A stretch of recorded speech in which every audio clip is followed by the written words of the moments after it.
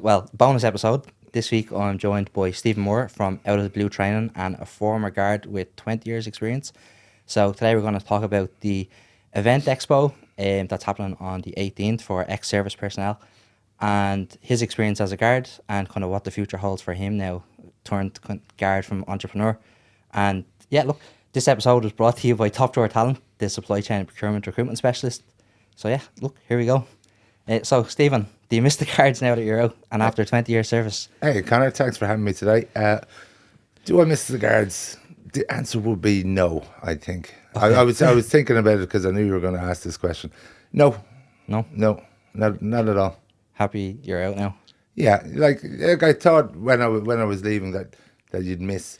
I suppose you miss the crack with the lads. Yeah, and that's the one thing you would miss, because as soon as you're out, and you're out of everything. You're out of WhatsApp groups, and you're out of the kind of, you know, the friendships within the station and so forth. Getcha. But like the army, like the guards, the friends you make are probably at the start of your career, and they'll be your friends for life. Yeah. So overall, do I miss it? No, I don't miss standing outside the door at 4:30 in the morning when it's pissing rain, Connor. Not at all. Yeah, I wouldn't miss that myself. But look, what first prompted you to join the guards? Like, was it something that you're always interested in, or is family history, or? I kind of, after I left school, I kind of had numerous jobs in different fields, from newspapers, magazines to sales. And I was coming up to, at that stage, you couldn't join the guards after 25. And I was coming up to my 25th birthday. So I had to make a decision. My brother previously had been a guard. He's the only guard that was in our family. And it was getting close to my 25th birthday, and I was kind of, you know, hopping from one job to another. So I kind of joined to, it's security of the job at the time, Yeah. but also I was always very kind of social person, and I kind of, you know, had that, you know, not need, but kind of the want to help people, or the want to kind of help society as well. Okay, yeah, fair enough. And I suppose, what was the application process to get into the guards back then? Like, was it like 2 rounds of interviews? Was there fitness tests, medical tests? We're going back a bit. We're going to bring it right back. Bring it right back. I remember there was a medical test up in Phoenix Park, and then there was an aptitude test that we did in a place off Abbey Street, and an exam as well. So I think there was 3 stages back then. Okay. Before you kind of got a letter to say you passed, you're in, and can you make your way down to Templemore at this date and this time. Okay. What's training like in the guards? Like, how long does it last? I it was funny because I suppose when I kind of went to the guards a little bit later than other people, so Yeah. I waited to the last until I suppose just I was 25, and I would recommend anybody joining the guards to go and live a little bit first. Like I could see a big difference from the guys and the girls who were 18, 19 to the people who were 24, 25 who were down there. So you know, the training aspect of it, I was a bit worried about Templemore going back into that kind of regime, a kind of, you know, in my head, what I thought would be like a school regime. Yeah. But I thoroughly enjoyed it. Okay. I really enjoyed it. Met some fantastic people, met some fantastic trainers. I lost weight. I was kind of, you know, doing the Doing PT. runs. Yeah, the runs, the fitness was actually really, really good.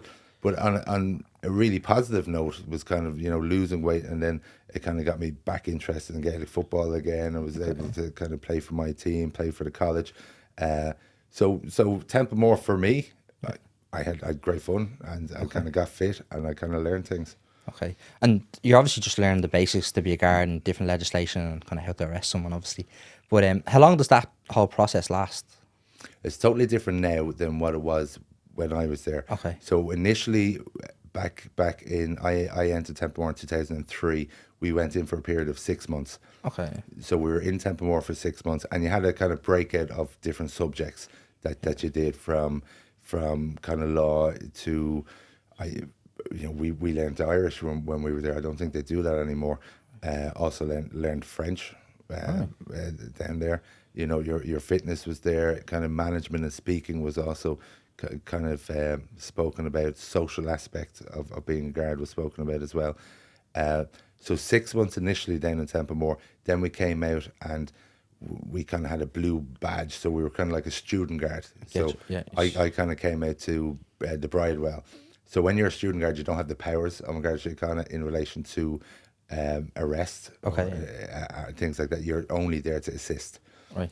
But that was great learning curve. So that was 6 months kind of training on the job Right. and training on a unit and kind of seeing what life in the guards is like.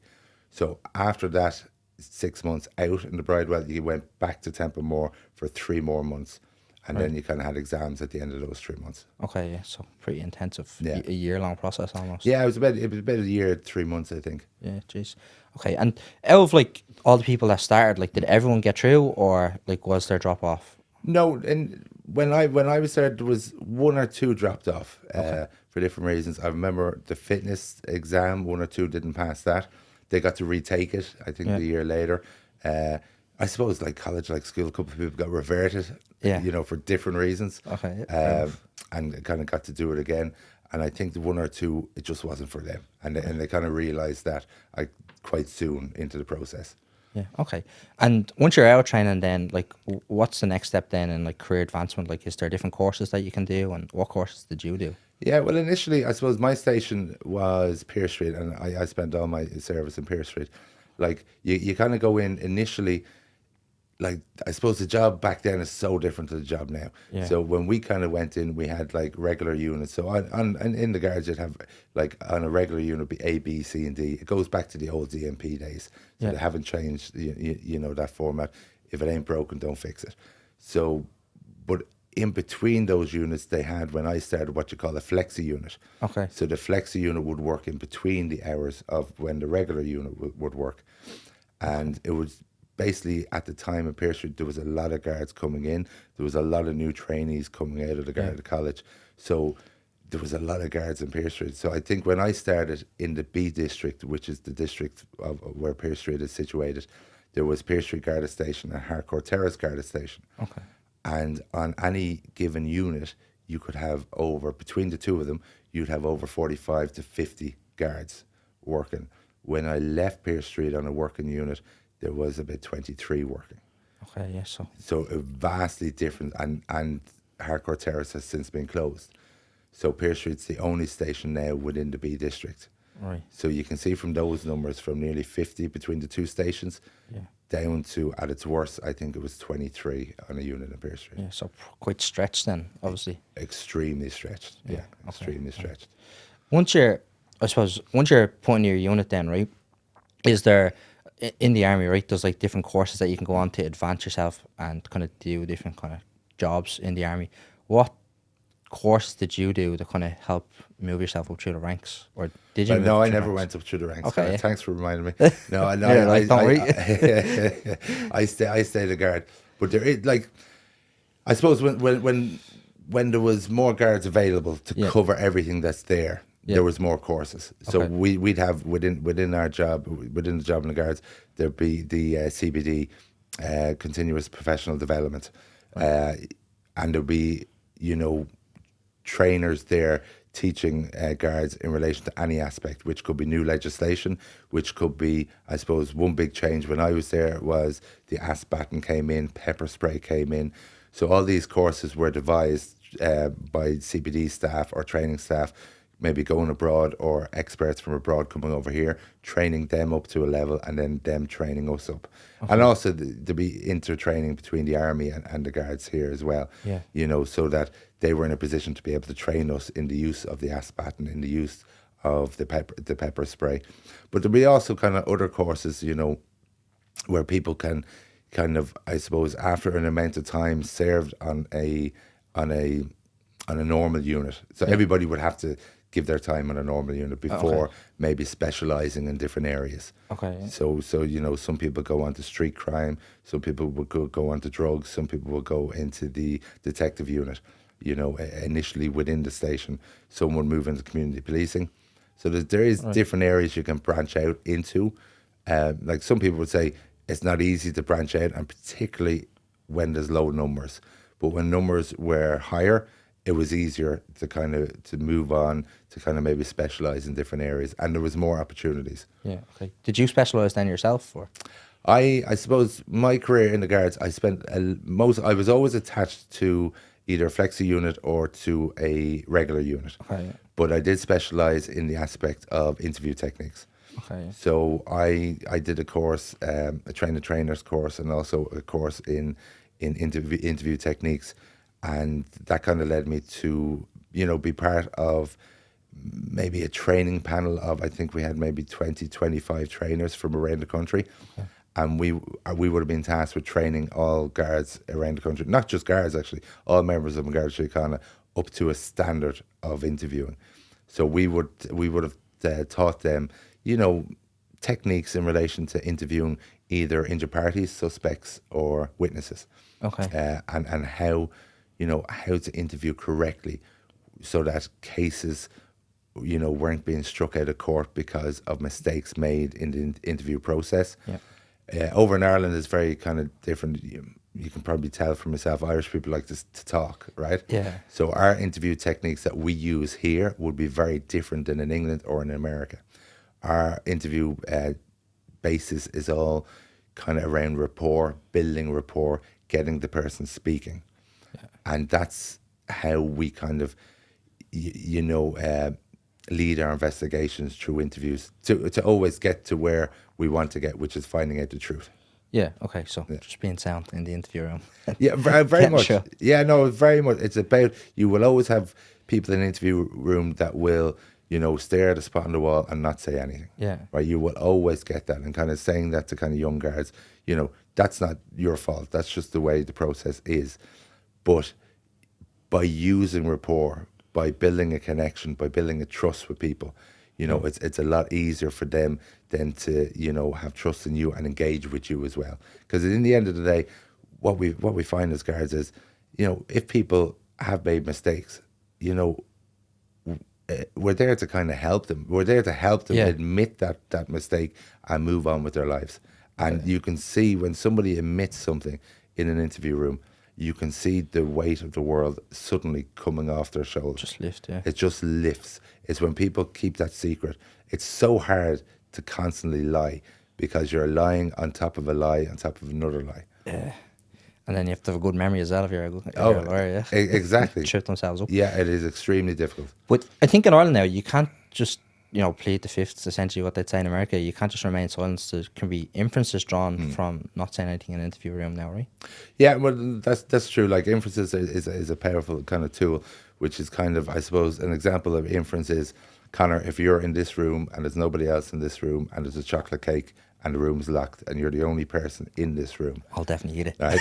If I come back into the room and the chocolate cake's eaten, you're drawing the inference that you ate the cake. Yeah. Be a fan of chocolate cakes now. But grand. So yeah, big difference. And was that then your whole career? Like, how many years were you kind of specialising, like training guards with interview techniques? Well, I didn't do that until quite later. So I think I started that in 2015, 2016. Kind of before that, I was seconded to the Garda Museum, which is in Dame Street. Okay. Sorry, Dublin Castle, Dame Street entrance. And I was seconded there by an old superintendent of mine. I told him no twice, but he wouldn't take no for an answer. He must have liked you. No, it's a funny thing. Before that, he didn't, but after that, we became. I wouldn't say friends, but we had mutual respect for each other. He sent me to Dublin Castle, and the Garda Museum was moving into new premises, so I was kind of archiving all the historical documents and artifacts that were there for the move into the new premises. It was actually there when I kind of discovered a newspaper article in relation to my own station, Pearse Street. And in the newspaper article, it gave a kind of date and a time when Pearse Street station was opened. So Pearse Street Garda station is the old DMP station where the G division would have been stationed. So it's very historical in relation to the likes of Ned Broy, Michael Collins. And if you remember the Michael Collins movie, where Collins is smuggled into a police station and goes into the records room. In the movie, it happens in Dublin Castle, but in reality, it happened in Pearse Street. Happened now in Pearse Street, okay.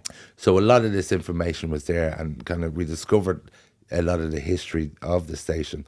So I went to my super with an idea, because I found out that Pearse Street was going to be celebrating a centenary coming up, I think around 7 or 8 months at the time. And I said to the super, let's commemorate it. And I said, do you want me to write a book? Okay. And that kind of spiraled then me into the whole world of Garda history and kind of, I suppose, the Pearse Street book. It was called Pearse Street 100. It was great success. All the copies sold out. People really enjoyed it. That kind of led to Kevin Street Garda station then asked me to do a book for them when they moved into their new purpose-built station. And I suppose the last book I did with the Guards was the 100-year anniversary of On Garda Street Con itself.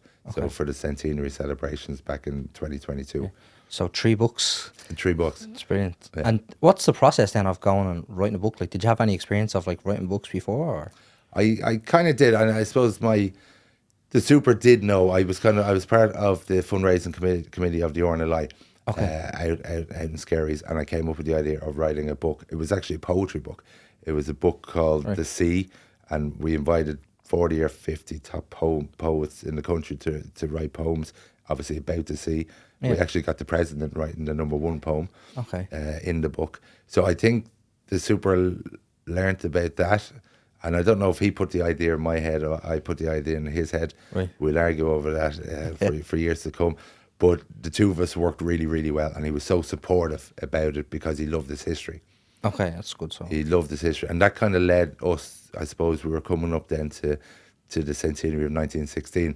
Yeah. And with the super as well, we kind of came up with the idea of, well, let's create a history tour in the Garda station. Again, which had never been done before. A few people questioned it. There was risk assessments done, everything like that. But we replaced all those mundane civil service paintings that you see in all public spaces, and we replaced them with historical photographs. All right, brilliant. So for the actual station, for the front entrance of the station, and it's still there, we brought in a 6 foot by 4 foot portrait of Padraig Pearse. Okay. Which we actually got from the Pearse organisation, and we replaced all those mundane pictures with really, really good historical pictures within the station of the first women that served, of Michael Collins, of Ned Broy, and I created a history tour within the station. Right. It was kind of funny because the history tour was supposed to last for 3 weeks. Yeah, is it still going? I'm not a guard anymore, but it kind of went full time probably for about 5 months. Right. Okay. And then eventually they told me to stop messing and go back to work.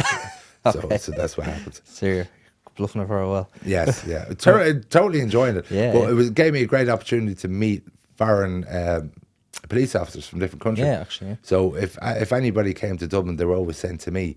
So, from so many countries that would have came in, I would have looked after them. Yeah. I would have brought them around Pearse Street, but I also would have brought them up to Dublin Castle as well, and made some great connections. Yeah.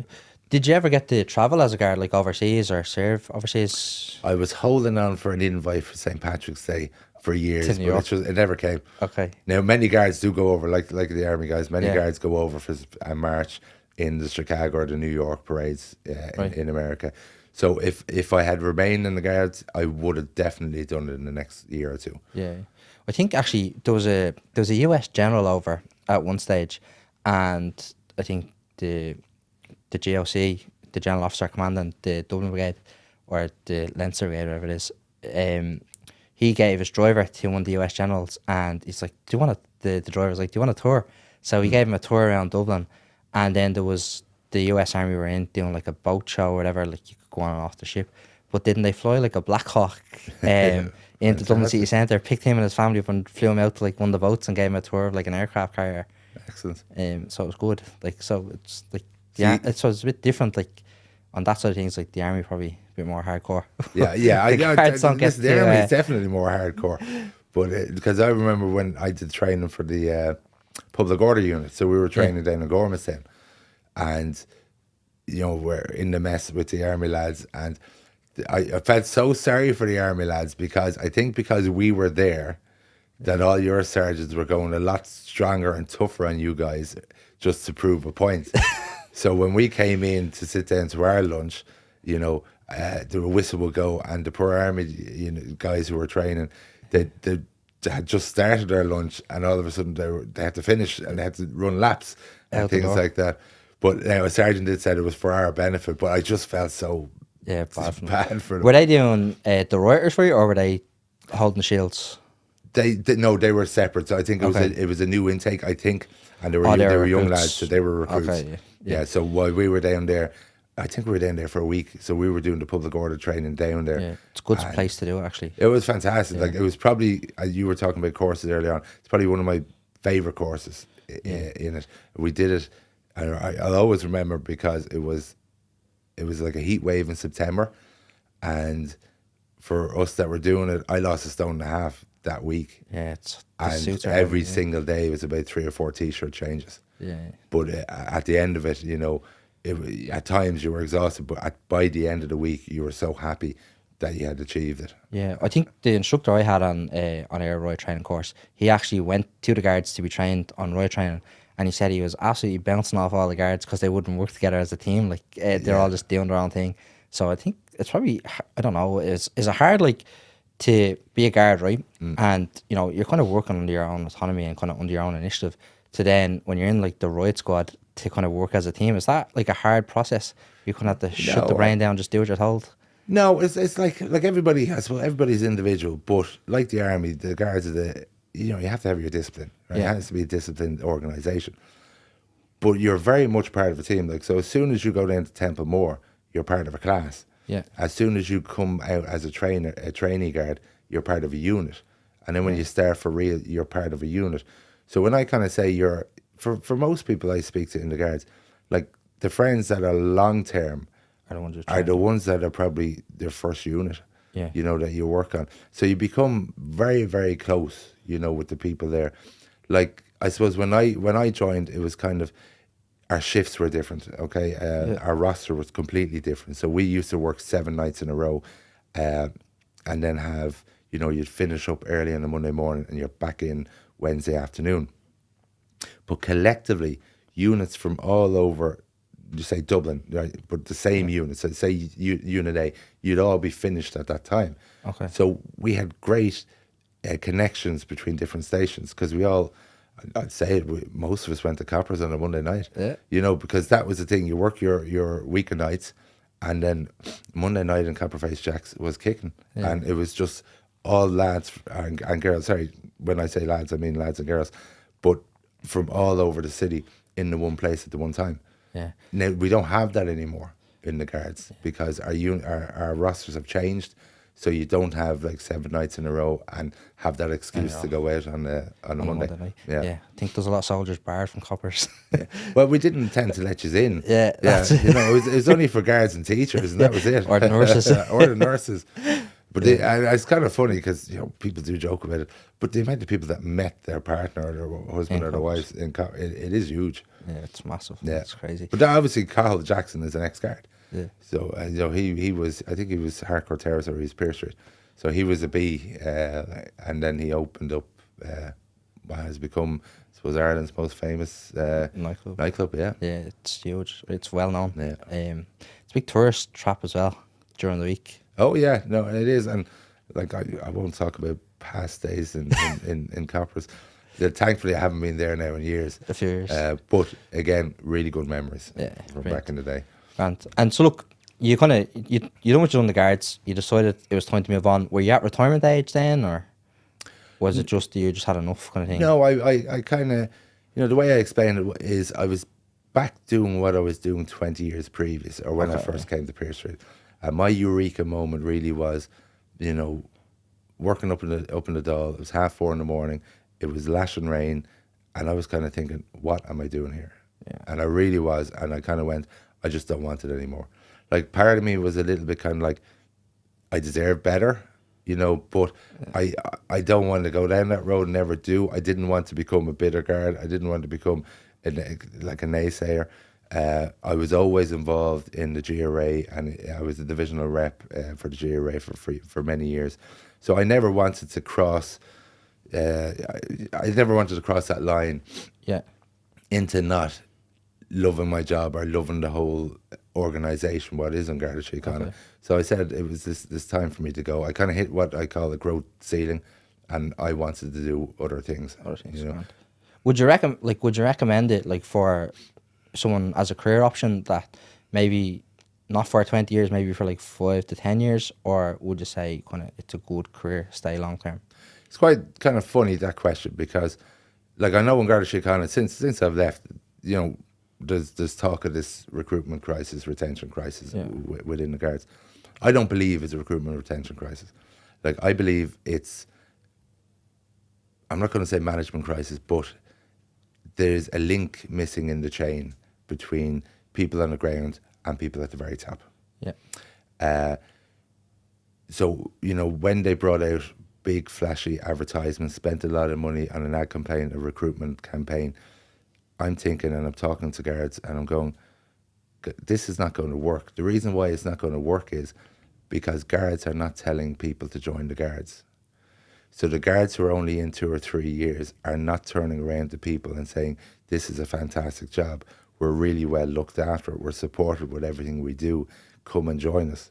Yeah. So if that's not happening, you know, there is going to be a problem with recruitment. Yeah.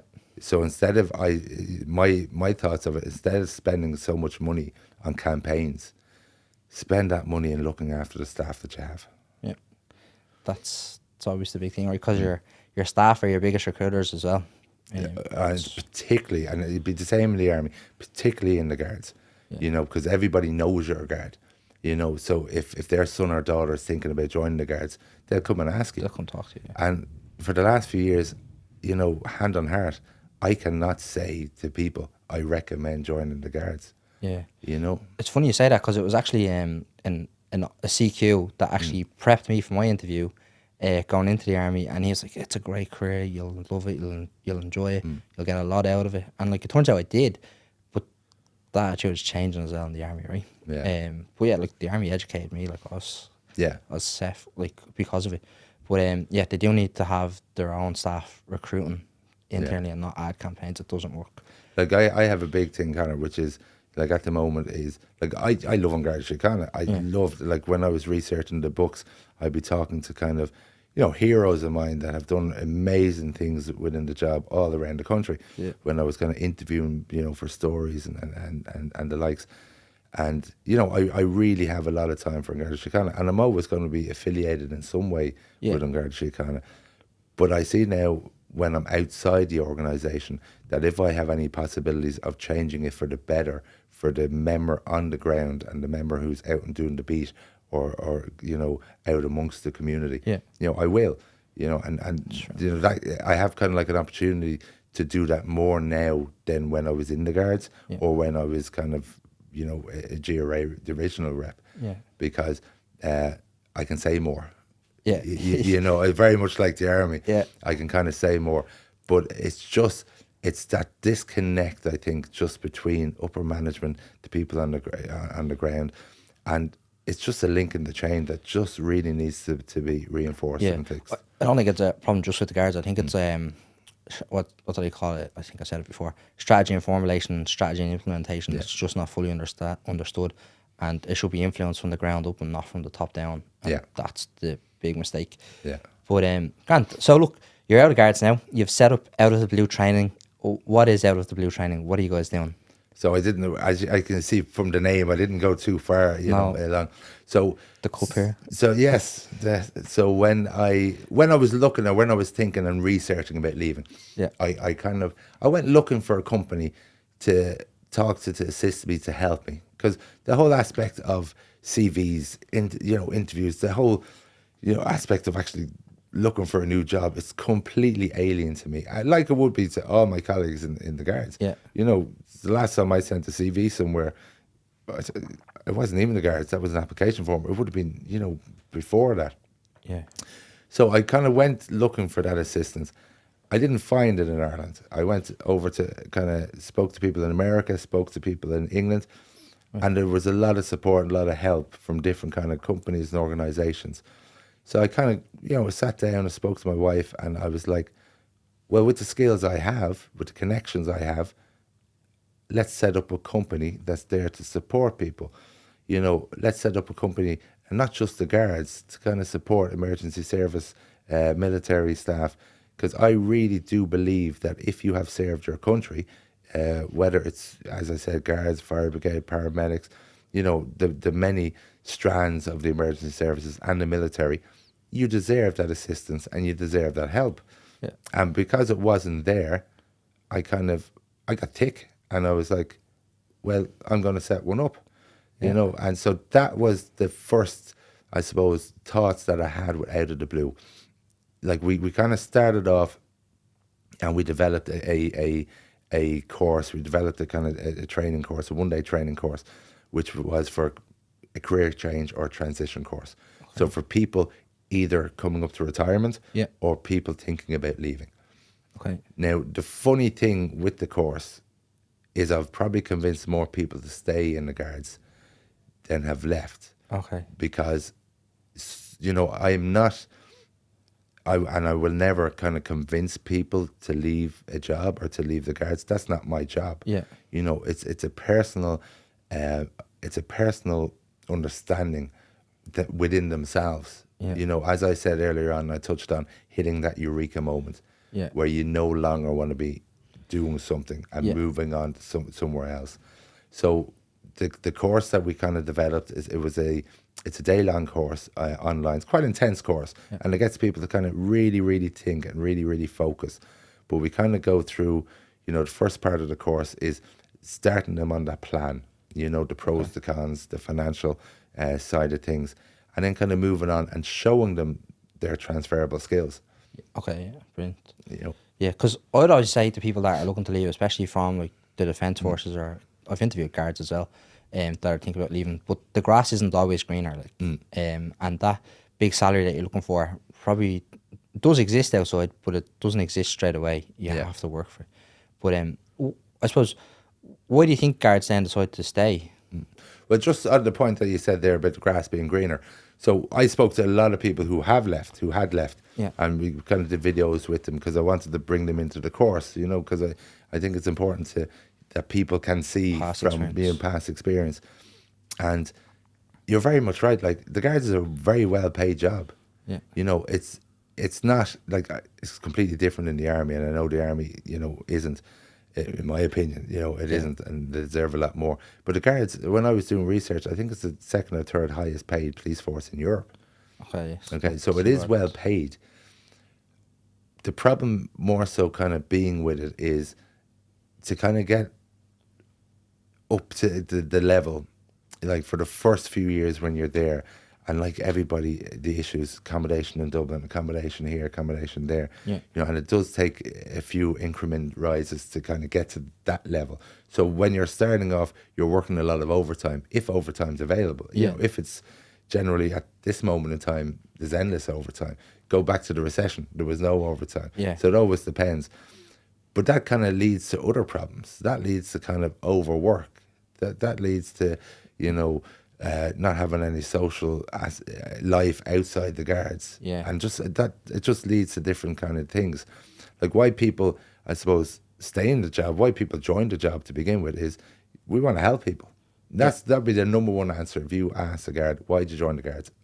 To help people, to help my community, to help people. You know, and that is, it's kind of part of it's like a vocation. You know, so it's like, I suppose, being in the Army, it's like being a teacher, it's like being a nurse. It's a vocation, you know, for many, many people. And many people that I deal with who are thinking of leaving, it's small problems that can be easily fixed through communication or, you know, support. You know, it could be in relation to somebody having a sick child, sick parents, looking for that flexibility around, you know, working 12-hour shifts, having to drive 2 hours home, 2 hours back. Like, these things cannot be done long term. But yet, when people tell me their stories, they're banging on doors, they're speaking to everybody within the organisation, and nothing is being done.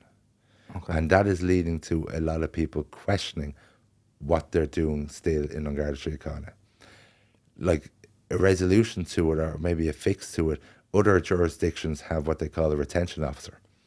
So if somebody's leaving, okay, we'll go through the channels, start with the sergeant and work its way up. But they get kind of contacted, they have a meeting with what you call a retention officer, and they'll find out if there is a quick fix, if this is like a short-term thing. So say, for example, a sick parent, something like that. You know, can we not facilitate this person for, you know, whatever time it will take, you know, in relation to parent or a sick child, instead of them thinking of leaving, let's come in, let's support this person, Yeah. you know, and then you will see that you will not have a retention problem within a Garda Síochána. Yeah. And do they have that retention officer now at the moment, or that's a No. solution to a problem? That's the you're solution that advising? I would think to a problem. Like To do. they have it in other jurisdictions, Okay. you know, because it's simply not good enough, you know, a handshake and saying, well, we're sorry to lose you, good luck. You know, I just don't think that in the current climate, you know, current world, that's not good enough. Yeah. You know, or like many stories, it's like, you know, from immediate kind of supervisors, it's like, sure, I wouldn't blame you. I'd go myself if I could.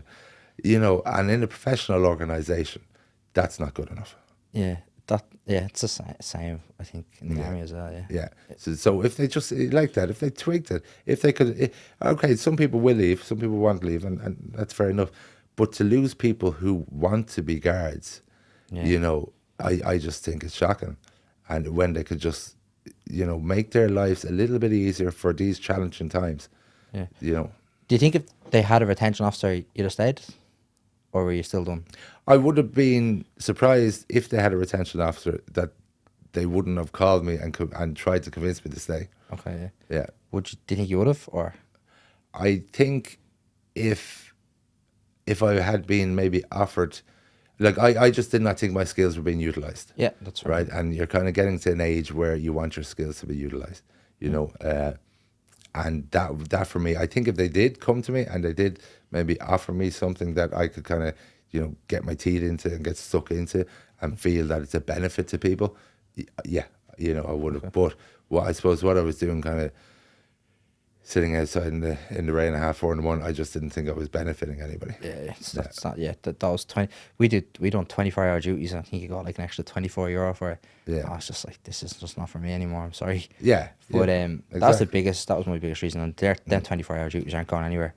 But now that you're out, right? Is there a pre-retirement course that you do in the guards before you leave? Like, do they get you prepared for leaving while you're in the guards, or is that up to yourself to kind of look after? There was a big thing, obviously, with COVID, stopped a lot of things. A lot of people left during COVID, so there was no courses. Okay. So the pre-retirement course within the guards used to be one of the best courses in the job. Yeah. So I think I could be slightly wrong. I think it was over 4 or 5 days, Right. and it was a really, really highly respected course. Obviously now it's stopped during COVID. It's kind of changed a little bit. You know, I've never done it, so I can't give you a personal opinion of it. Yeah. I've heard it's not as good as it used to be. Okay. Yeah. But there's still aspects of it that people find, you know, useful, Beneficial, in relation to it. You know, but you know, for me, it just could be better. Yeah. Yeah. That would probably be an area where they should probably look to bring someone like yourself in now that's on the other side. And that's yeah, when chill. listen, I'd love to, because you know the reality today again is so much different than back in the day. Is if you are retiring from the guards, you're probably going on working again, because you probably have kids in college, you probably have the mortgage to finish Yeah. off, so you're probably, you know, looking for that job. Now it might be part time, it might be full time, Yeah. but as I was saying earlier on, the whole aspects of CVs. Completely alien to us, because we've never had to do them. Yeah, yeah. You know. Do you know, I actually didn't get my first job leaving the army because I was in the army. I got it because I had a weekend business doing photo booths, and I had sales experience. And I think I said it before, I think I was on around 38,000 in the army, and I dropped down to 22.5 Yeah. for the first job. Were you happier? Happy that I was out. Yeah. Not happy with the financial reward system that I took, but I knew that it was a good step back to take 10 steps forward, and I still had the weekend job. So the income, like, overall didn't change, but I had to do a little bit extra on the weekend to kind of maintain. You know. Because you kind of said a good thing about the green bean grass, or kind of go back to that as well. It's like, so I show kind of video of an ex-colleague who left kind of last year, and like that, she's very honest. She's like, well, initially I took a 40% pay cut to go into her new position, you know, and she's very, very honest, and she's very honest about, I know, when people are thinking about leaving kind of service before retirement, you know, there's about 6 or 7 weeks when you're very unsure about yourself, you're having crazy dreams, you're you know, that anxiety is kind of there. You know, am I mad leaving? For me, am I mad leaving the guards? There's a job for life. Here's a, you know, But again, it kind of, but what Sinead would say is she's so much healthier and happier since she left. Yeah. And even, that missing money, it's easily financed into a budget, that she does with the family. So it's not for everybody, but I will be 100% honest. Everybody I've spoken to, and I've spoken to a hell of a lot of people since last November, I've yet to speak to somebody who's regretted leaving the Guards. Okay. Now, there must be people out there that have, Yeah. right? There must be. But I have yet to speak to somebody who has actually regretted leaving the Guards. Yeah. I know from personal experience and from stories I've heard is people find the transition hard as well, and struggle. I think, look, my second day in the job, I was in earlier, I was an eager beaver, and there's a young manager at the time, whatever, turned around and said, "Don't talk to me before 8:30." I was kind of like, "What? I've never been spoken to like this before." Like, I've always been shown, or if I had a question, I had to answer. Like, I was kind of like, "Whoa." But people will have the perception of you, or he's a soldier, or he's maybe a guard. Who is this fella? I think he is. I'll show him. And people can kind of have their backs up against that as well, So you have to tread softly and not be so eager and kind of go in and kind of figure out the lay of the land.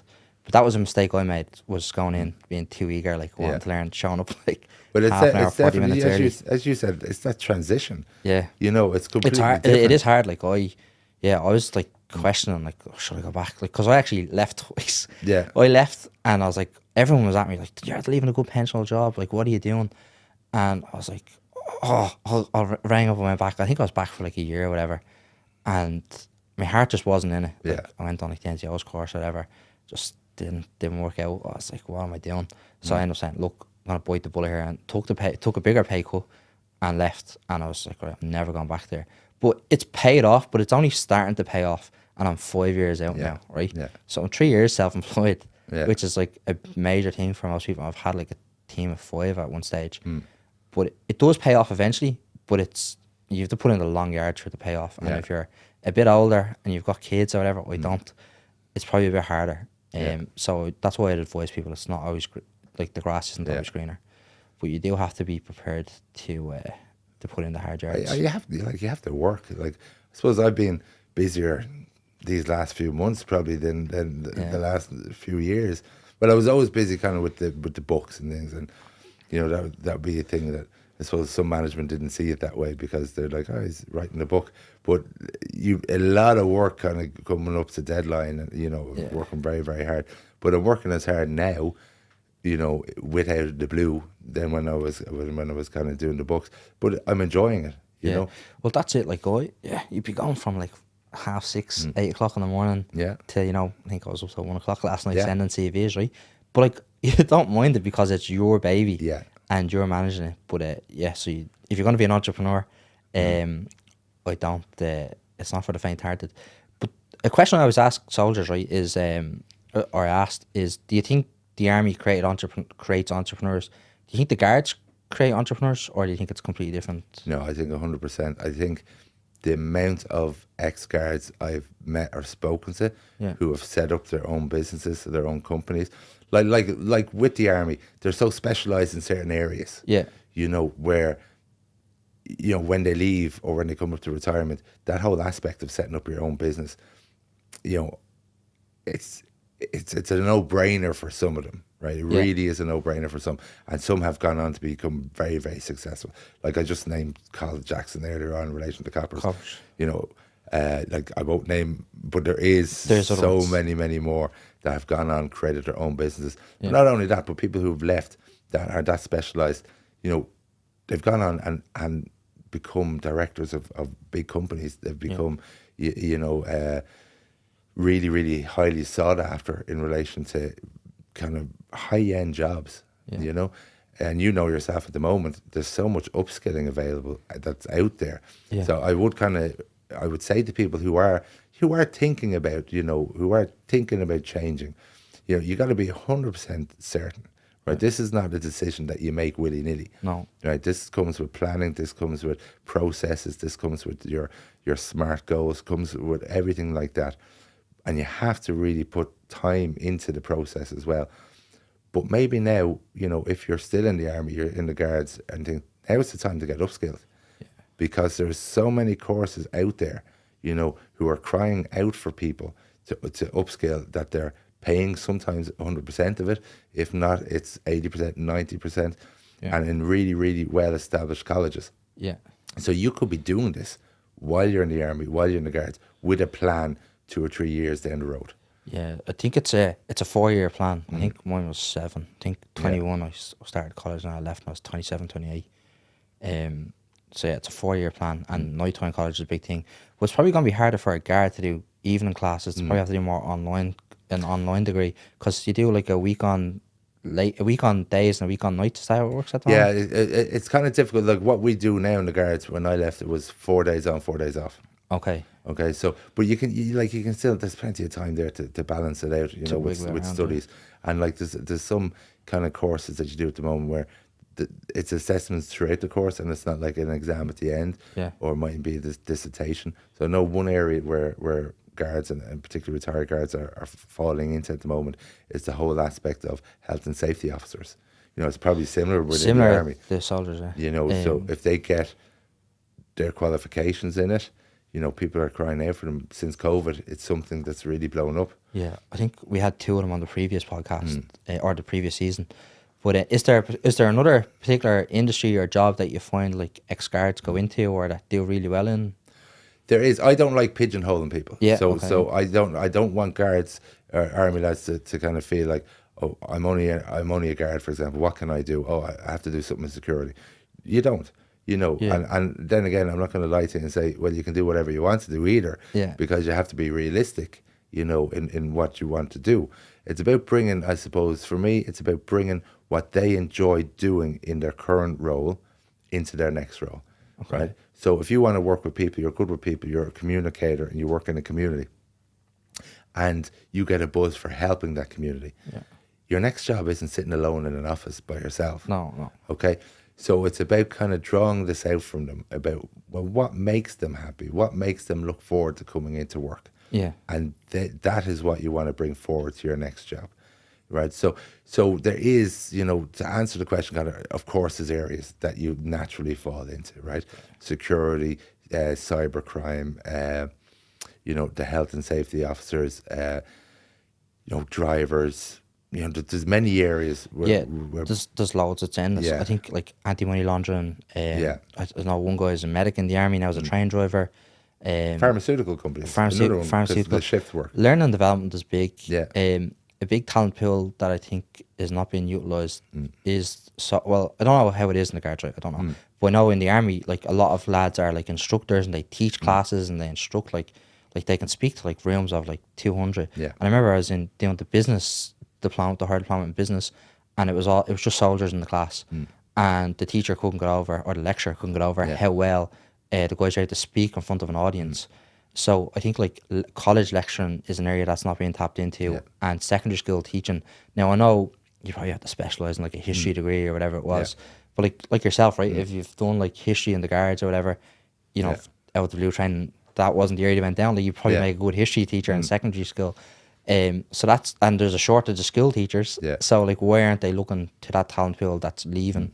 And look, guys that do 21 years, they're like, I would have been 38 leaving at 21 years service. Like, you know, another good 22 years working there. Yeah. Like, no reason why you couldn't transfer to like to be a school teacher. No, you know? it's a brilliant one. You know, again, because like in the guards, for example, we're always dealing with people. Yeah. So one of our biggest skills that we have is that effective communication. Yeah. You know, so if you know, when I say to people and they ask what skills do I have, you have loads. You know, and a lot of them is that effective communication, that active listening. You know, so you have to actively listen to communicate well.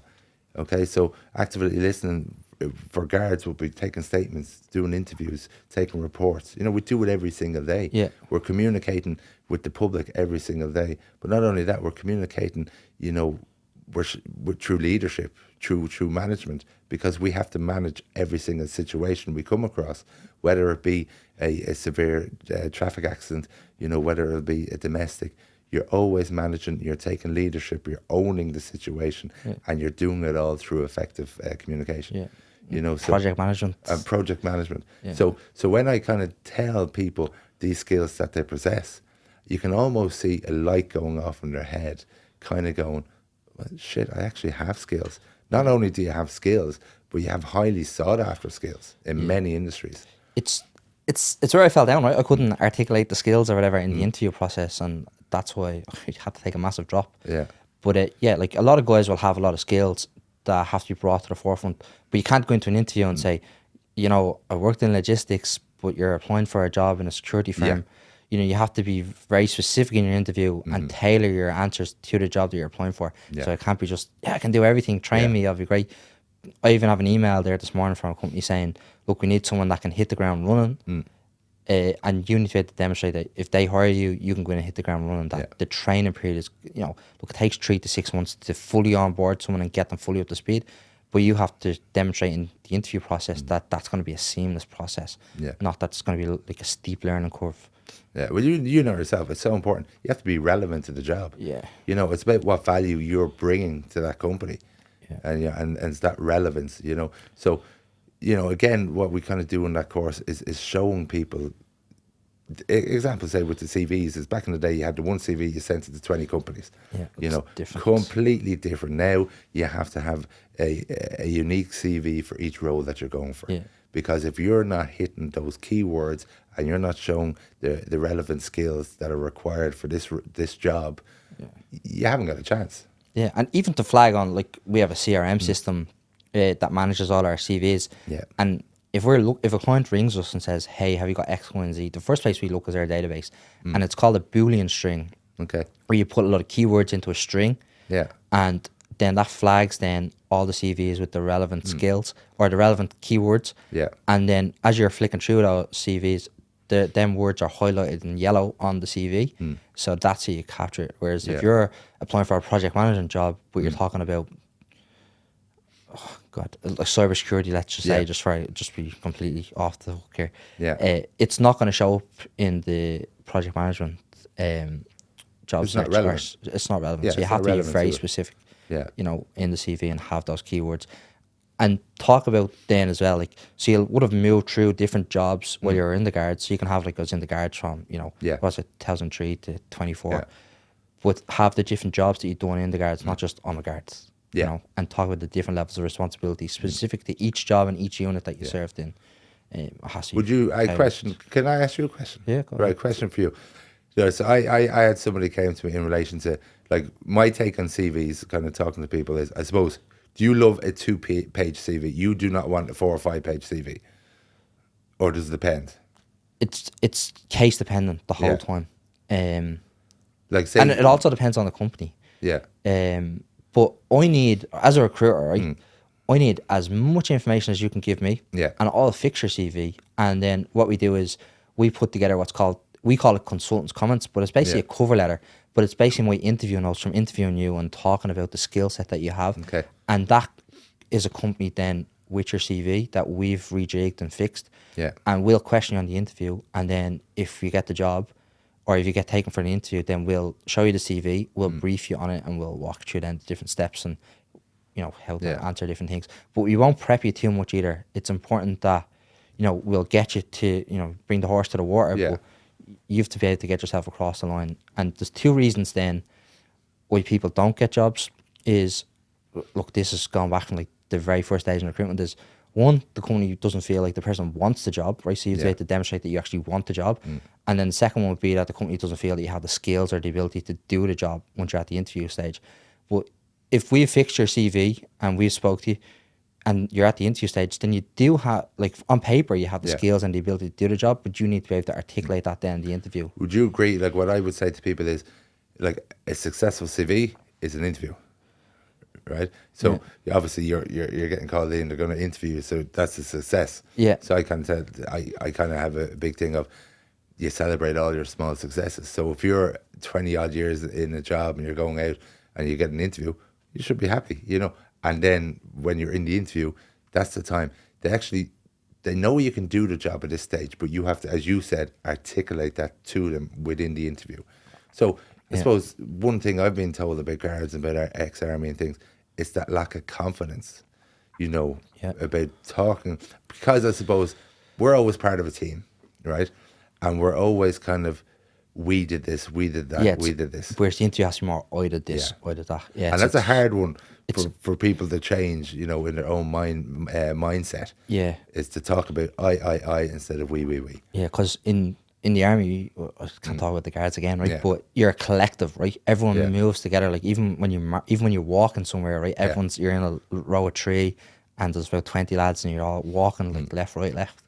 So it's very different to change the mindset when you do come out. So and it's a big thing in the service is that you can't be a Mayfainer, right? No. And, you know, so you do have to be a bit of a Mayfainer in the interview and talk about oi, and then you should be okay. But I had an argument, a funny one for you. I had an argument with a chief one time in relation to, like a form that you fill out when you have a credit for the good work that you did, for example. So they changed that within on Garda Síochána where you could write your own. Okay, so if you did good job, you could write it yourself. okay, yeah. It used to be a supervisor had to do it and had to be checked with a superior. But they kind of changed it. So it's a point where you were writing it yourself. So when this kind of came in first, there was people getting accommodations for a theft, an everyday occurrence, you know, because they could write it really well.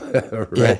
But so my point to the chief was, this is ridiculous. Is that this is like supposed to be for good police work, you know, and you know, you're making a mockery of the old system where people were given kind of monetary, actually, back in the DMP days in relation to good police work. But it meant something, you know, you saved somebody's life or you did this, like our Scott Medal Award, you know, it meant something. But now you're giving it away for like thefts down in Brent Thomas and Grafton Street. I said, So he actually sat me down, he said, Stephen, you're wrong. He said, it's changing. And this is kind of good when I was thinking what you were just saying. And it might be a good point to talk how I envisage my old job. He said, it used to be we, but now it's all I. That's what he said to me. Yeah. And when you're talking about it and we're talking about going into an interview, right, the importance of that. But I just remember that now when they changed, you know, how that system worked. And it was probably 8-9 years ago. And I was going at the point of view of a divisional rep. And he was like, you know, in relation to the guards changing, it used to be all we. Now it's all I. Yeah. I think it is changing. I know, like, in the army, I wasn't there when it changed, but you have to interview now to become a sergeant. So you can do the sergeant's courses, I heard that. but then to get the job, you have to interview for the job. You have to score a certain amount of points in the interview. So in that sense, like, if you get to the rank of sergeant and you're interviewing for your job as a sergeant, then you probably have that interview experience now, right? Yeah. But it's still not civilry experience, right? Because it's all competency-based interviews for them promotions. Whereas sometimes, you know, you go to meet a company for the first time, it's a chat. Yeah. It's not. It's an interview in a sense, like they're judging you, and you're definitely like, you know, you have to be saying the right things. But it's more of a chat. They want to know you on a personal level. Because the other thing as well, like, they could interview a guy that has all the qualifications in the world, but he's not a fun person to be around, or, you know, spend 40 hours a week with. So you might take the guy that come in, has the crack and good aptitude, you know, and willing to take criticism, and will probably do a better job and stakeholder relationships. That brings us back to that word rapport. Yeah. You know, and it's building that rapport in a time frame within an interview room. And as you kind of say, like, if I'm interviewing you, Connor, and I'm going to be working with you, I want to like you. Yeah. As you said, I'm probably spending more time with you than my family. Yeah. So, you know, I want to be able to get on with you. Yeah. So, and that's kind of, people lose that in an interview room because I think they're thinking so much about the processes, and they're thinking so much about, the nitty gritty of their CVs, and trying to remember, and they forget to be human and forget to be themselves. Yeah. I think, like, I actually went to a guy when I was leaving, and to get the CV made and the cover letter made, because I wasn't really having any success, and I knew I was done at this stage. Yeah. And he done the CV, and he actually put a recruitment agency on the CV, and it was kind of like a hint to go apply to these guys. Yeah. And I went in, I applied and done the interview, but I got so wrapped up in, like, the whole process of, like, answering questions and being a robot, I didn't get the job. But the woman gave me that feedback, and then I kind of loosened up when I was a bit more relaxed in the interview rooms. But that's just even from my experience, like, interviewing, and now interviewing people and seeing the interview feedback that comes back down at the other end. Yeah. You just have to be kind of a people person in a Yeah. sense. Yeah. Now, some jobs, like, you don't have to be, like, if you're in IT, you're probably going to be a bit more introverted. Yeah. But it depends on what job you go into and if Yeah. it requires an introvert or an extrovert or a mix of both. Yeah, So it's all definitely. looking at that. And it depends on, like, intrinsic and extrinsic motivations, like, you're Yeah. assessing that.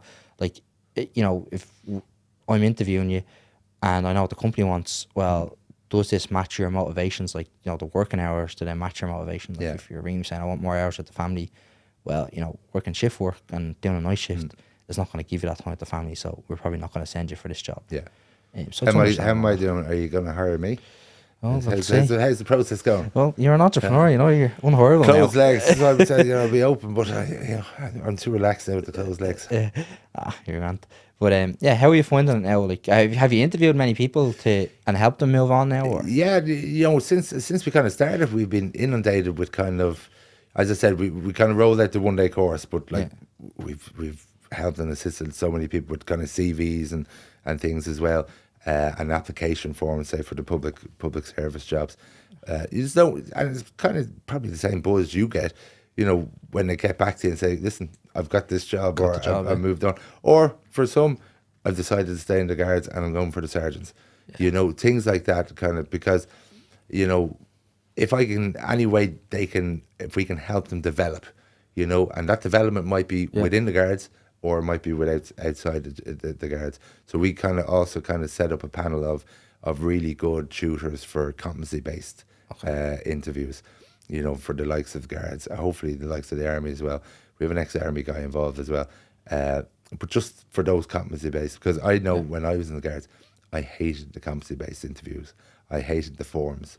Yeah. I would have so preferred interviews rather than having to go through the competency-based system. Okay. Now, I'd imagine, and I'm only imagining this, but the competency-based won't exist, I imagine, maybe within 5 or 10 years. Yeah, we have some public sector clients, right? And we'd recruit in there. The competency-based is bigger in the public sector than it probably is in the private sector. Yeah. Now, you might get a practical test, depending on the job, right, that you have to complete. Or you might have to do a presentation, like a 90-day presentation, what your first 90 days in the job going to look like. So you have to kind of be prepared in different interview settings. But as well, like, you don't want to be going to companies where there's like 5 rounds of interviews, and you want to kind of get it done in like 2 or 3 rounds, at max 3 rounds. So it just depends. But look, the event now that's happening on Thursday next week, the 17th or the 18th, is it? Yeah, 18th, Thursday the 18th. So, who can go and what's happening? Yeah, I suppose, so with Out of the Blue, with the courses, with so many people kind of calling and contacting, you know, there's only so many hours in the day, as you know. Yeah. So I said, well, how can we reach all these people at the one time under the one roof? So the idea of the Out of the Blue Career Horizons Expo came to fruition around January, and I said, okay, feck it, let's do it. Okay, right. Yeah. So we booked a hotel with a conference room, an auditorium, and I kind of went around asking kind of retired members associations and people, well, if I'm putting on an event, what do you want there? So the event itself has to benefit not only the exhibitors, but also the attendees coming. So I want a kind of an event that at the end of it, I'm hoping, because you're going to be there, Connor, I'm hoping everybody's going to be happy at the end of the event. So I asked them what they want to see there. So some people want to see recruiters. Some people want to see upskillers. Some people want investment opportunities. Some people want to kind of gather knowledge about their finances, about pensions. Yeah. So we kind of put together an exhibition hall where there'll be up to 40 tables with a mix of all of the above, you know. Yeah. So what they have asked for, we're going to provide. And not only that, we have panel discussions throughout the day with some fantastic experts, you know, in the fields of recruitment, upskilling, also mental fitness, health, you know. So kind of really, really good topics. And one of our, probably my favourite probably on the day will be the post-95 pensions. So we're going to have a good panel discussion and Q&A session in relation to those pensions, because there's so many people out there that haven't got too much of an idea about their finances when they leave the army or the guards. Yeah. Because it's a simple fact of you were guaranteed your wage every single week. Whatever was coming out every single week.